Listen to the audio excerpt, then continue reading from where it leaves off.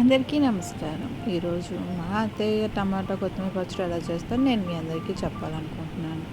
First కొంచెం oil వేసుకొని దాంట్లో టమాటాస్ వేసుకోవాలి. అది బాగా మగ్గిందనే టైం కల్లా కొత్తిమీర వేసుకోవాలి.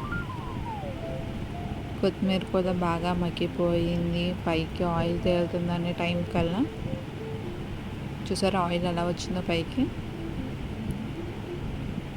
ఇలా ఆయిల్ వస్తే సరిపోతుంది. దాంట్లో కొంచెము సాల్ట్ వేసుకోవాలి, 1/2 స్పూన్ పసుపు, ఆవపిండి 1 స్పూన్ వేసుకుంటే సరిపోతుంది, మెంతిపిండి ఒక 1/2 స్పూన్, 2 స్పూన్లు కారం వేసుకుంటే సరిపోతుంది, కొంచెం చింతపండు.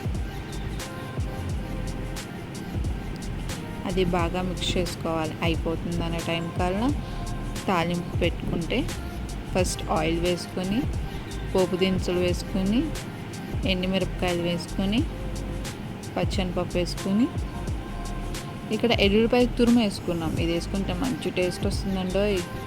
తర్వాత ఇంగువ వేసుకొని బాగా కలుపుకోండి. అయిపోతుందనగా కొంచెం కరివేపాకు వేసుకొని అది బాగా కలుపుకొని ఆ మిశ్రమాన్ని మనం ఇప్పుడు టమాటా పచ్చడిలో వేసుకుందాం. అప్పుడు ఆ తాలింపుని దాన్ని బాగా కలుపుకుంటే అయిపోయింది. Please like, comment, share, subscribe.